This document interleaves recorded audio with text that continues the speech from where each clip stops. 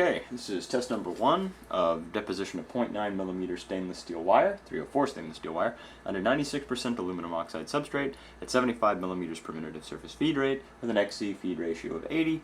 That's a plunge depth of 0.125mm, a track length of 10mm, and we're doing so at 30,000 RPM. So with no further ado, I'm going to start the spindle and start the deposition. Contact.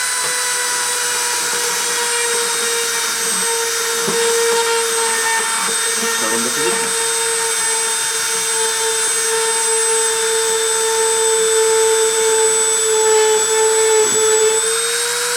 Okay.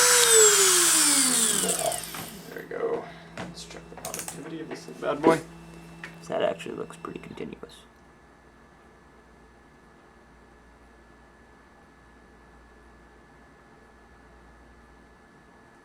It is 75 ohms, 78 ohms, yeah, okay, 76 ohms.